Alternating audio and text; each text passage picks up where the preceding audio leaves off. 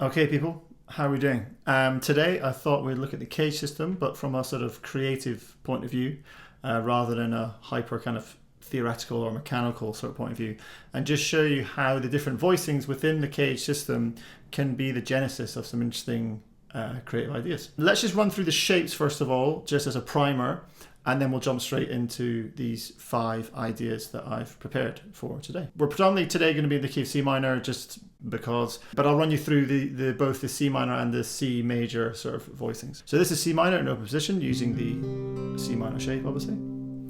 Then we have the A minor shape, and now we have the G minor shape, and then we have the E minor shape, and then we have the D minor shape.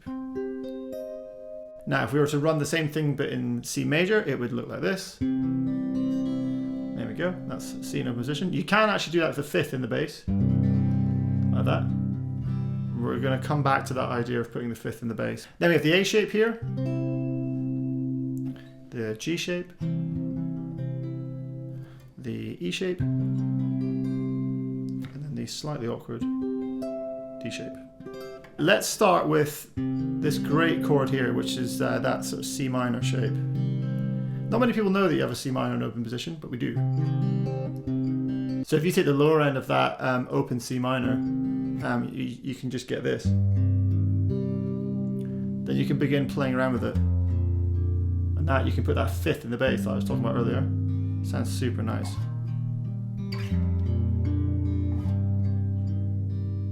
And then you can combine that with the that open position C minor scale.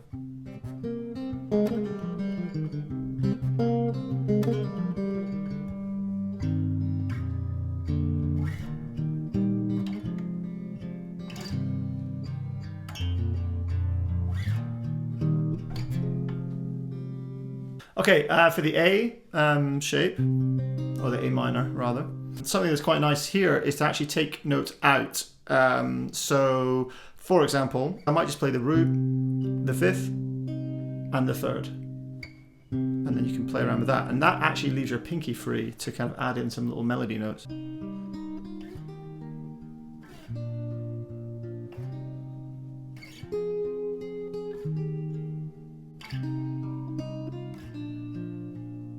For the G shape, something that I quite like doing is just basically anchoring your index finger on the 5th fret on the D and the G string. Use your other fingers to kind of decorate those anchored sort of strings. So it's almost like a kind of pedal kind of effect, basically.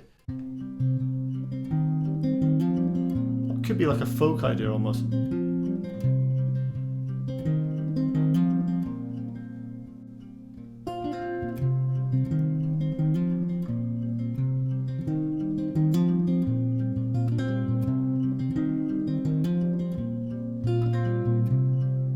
Those decorative licks come from the C minor scale, which you can play here.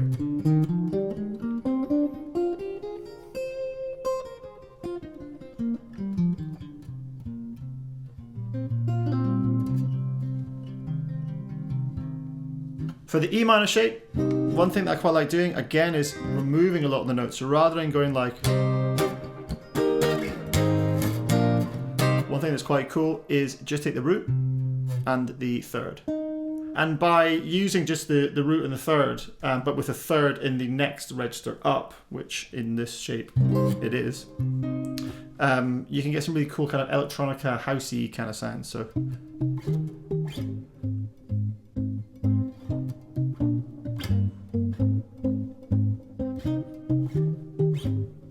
that kind of stuff. Yeah, you can kind of just play around with that. So with all the notes filled in, you'd basically just be doing bar chords, you know.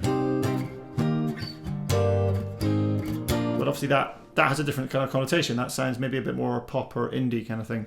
So if you just use those notes, it has more of a dance kind of connotation.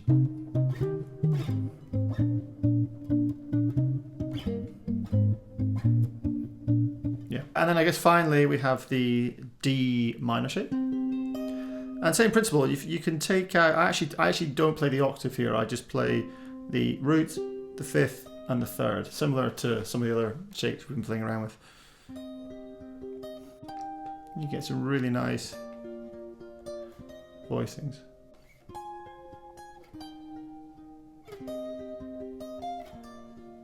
Other than the odd little note here and there, this is all just major and minor chords, right? It's just that the way in which the notes are arranged and like the voicings, the genesis of which being those sort of caged shapes, you know, this is what's giving it the kind of really lovely like emotional kind of properties and emotional connotations. So yeah, it's just through being creative and experimenting ultimately. So yeah, that riff again, or a variation of that riff again, goes like this.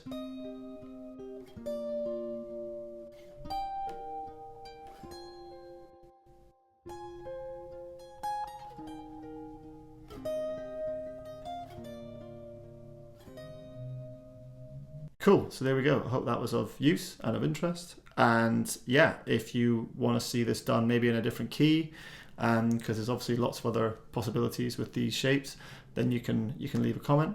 But either way, I hope you enjoyed, and I'll see you next time. All right, thanks very much.